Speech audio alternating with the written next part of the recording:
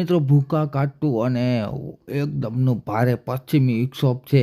મજબૂત પશ્ચિમી વિક્ષોભ આવી રહ્યું છે. ઝડપથી ગુજરાત તરફ આગળ વધી રહ્યું છે. ત્યારે આગામી 24 કલાકનો ખરાખરીનો ખેલ થવાનો છે. કયા વિસ્તારમાં થશે માવઠું અને વાદળ તેમજ સાથે સાથે ઠંડીને લગતી સંપૂર્ણ વાત કરીશું. માટે વિડીયો પૂરો જોવા વિનંતી.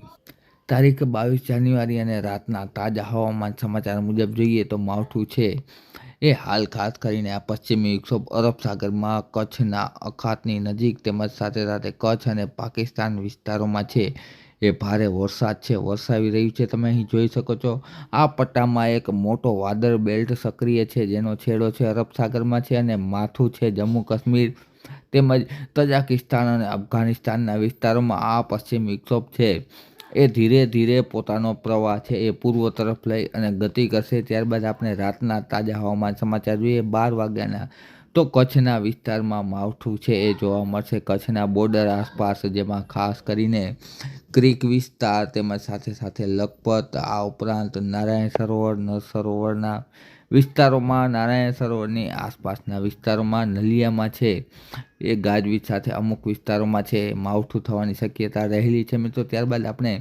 રાતે 1 વાગ્યાની વાત કરીએ તો 1 વાગ્યા દરમિયાન આ વાદળનો બેલ્ટ છે એ મજબૂત થઈ અને રાજસ્થાનમાં તેમજ સાથે સાથે મધ્યપ્રદેશ સુધી ફેલાશે. તમે જોઈ શકો છો પવનની ગતિ છે એ ઉત્તર તરફ જઈ રહી છે એટલે મોટાભાગના પવનો છે એનો પ્રવાહ છે એ ઉત્તર તરફ જશે જેના હિસાબે છે માવઠામાં વધારો થશે. પરંતુ સૌરાષ્ટ્ર કચ્છ ગુજરાતમાં કયા વિસ્તારમાં થશે માવઠું તેની વાત કરીએ તો દ્વારકા વિસ્તાર તેમજ જામનગર વિસ્તારમાં અને આ ઉપરાંત કચ્છના વિસ્તારમાં હળવા છાંટાછૂટી થવાની શક્યતા રહેલી છે. જોકે થોડા સમયનો ખેલ છે પરંતુ કયા વિસ્તારમાં કેટલો વરસાદ પડે એ ખાસ મહત્ત્વનું છે. ત્યારબાદ 23 તારીખ અને વહેલી સવારની વાત કરીએ તો દ્વારકામાં વાદળનો જમાવડો જોવા મળશે. આ ઉપરાંત જામનગર સાથે સાથે ખંભાળિયા વિસ્તારોમાં છે.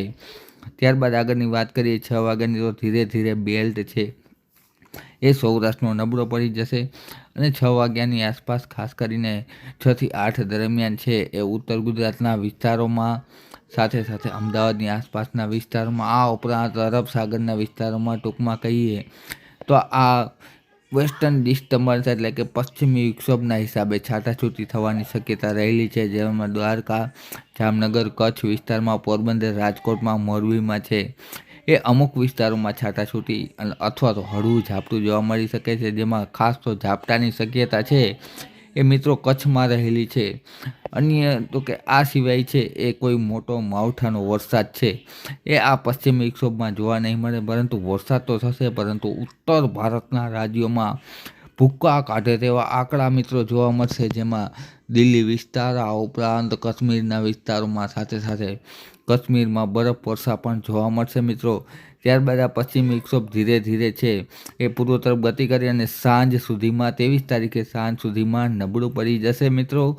અને ત્યારબાદ શરૂ થશે ઠંડીનો રાઉન્ડ જેમાં રાજસ્થાનમાં એમ કહી શકાય કે અમુક વિસ્તારોમાં ઓછામાં ઓછું 5 ડિગ્રી જેટલું તાપમાન જોવા મળશે. જ્યારે આપણે ગુજરાતની વાત કરીએ તો પવનો છે એ ઉત્તર ભારતના મેદાન તરફથી હિમાલય તરફથી આવતા પવનો છે એ મોટા પ્રમાણમાં સક્રિય થશે જેના હિસાબે ઠંડીનું જોર છે એ સૌરાષ્ટ્ર ગુજરાતમાં સારું એવું જોર જોવા મળશે મિત્રો.